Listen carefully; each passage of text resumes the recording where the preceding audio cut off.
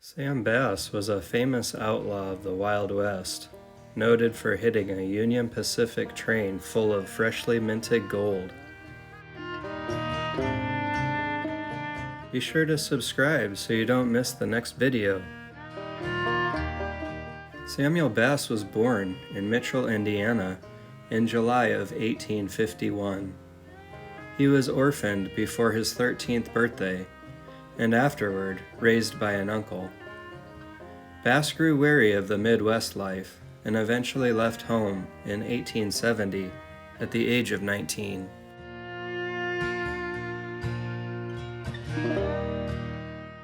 Bass took several odd jobs during this time, but eventually drifted west to North Texas, where he worked for a time for the local sheriff in Denton. He tried his hand at cowboying, but was unsatisfied by the hard work and little pay. Sam eventually bought a horse and raced it, living off the proceeds for several years.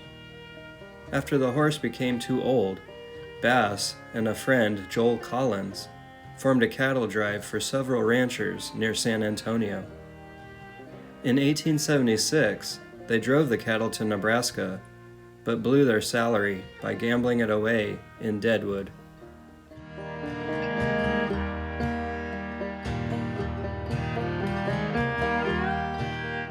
Broke, Bass and Collins tried working as freighters, but could not make a living at it, so they formed an outlaw gang preying on stagecoaches. The gang literally struck gold when they robbed the Union Pacific Railroad gold train from San Francisco on September 18, 1877.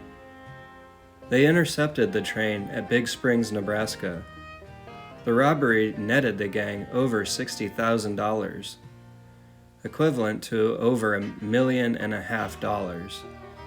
But soon afterwards, the gang split up.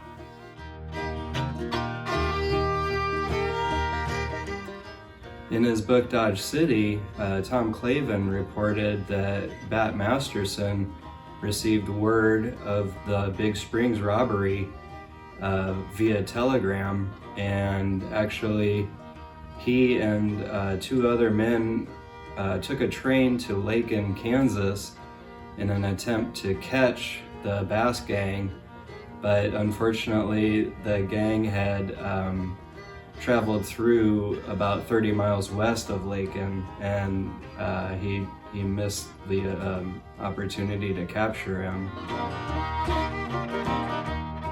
Bass quickly headed back to Texas and formed a new gang responsible for a string of stagecoach robberies.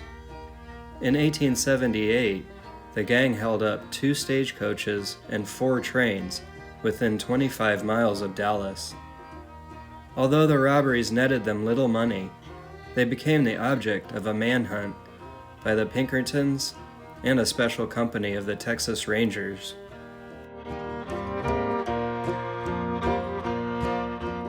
A 26-year-old Bass was able to elude the Texas Rangers, but trouble was just around the corner.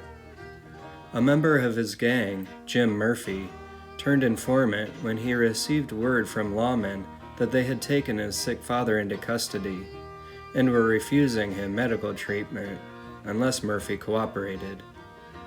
John B. Jones was subsequently notified of Bass's movements and set up an ambush at Round Rock, Texas, where Bass and the gang planned to rob the Williamson County Bank.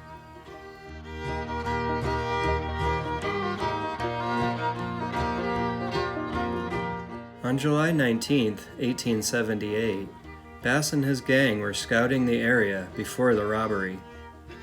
They bought some tobacco at a store, and they were noticed by Williamson County Deputy Sheriff A.W. Grimes. When Grimes approached the men to request that they surrender their firearms, he was shot and killed, and a gunfight ensued. As Bass attempted to flee, he was shot by Texas Ranger agents George Harold and Sergeant Richard Ware.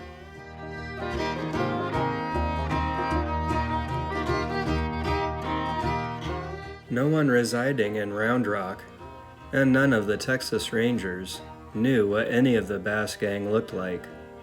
In fact, Sergeant Ware had to have the informant, Jim Murphy, identify the body of gang member Seaborn Barnes, as no one else knew who the man was.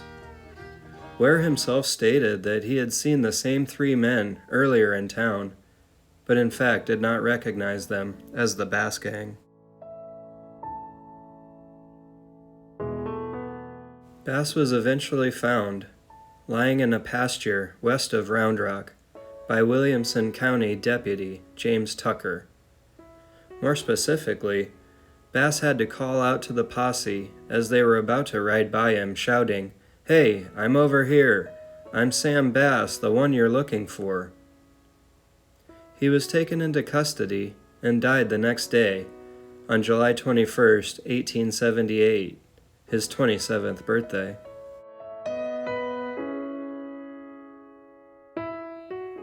So Murphy actually received a pretty significant reward for the information he gave on Sam Bass. But after the dust settled and Sam was killed, Murphy was actually regarded as a traitor and was even called Judas by the Texas Rangers themselves. And so he stayed in Round Rock, but he was very paranoid of people avenging Sam Bass, and lived a pretty reportedly miserable existence. And a year later, he actually killed himself by poisoning himself. To this day, no known photo has ever been confirmed to be of Bass. And even when his sister visited Round Rock a year after his death to place a better headstone, she indicated that the photo on the wanted poster was not of her brother. Bass was buried in Round Rock, in what is now known as Round Rock Cemetery. His grave is now marked with a replacement headstone, as the original suffered at the hands of souvenir collectors over the years. What remains of the original stone is on display at the Round Rock Public Library.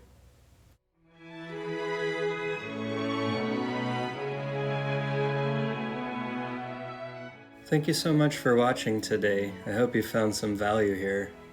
Please help support the channel by clicking that subscribe button, hitting the thumbs up icon, and be sure to leave a comment on what you thought about this famous outlaw.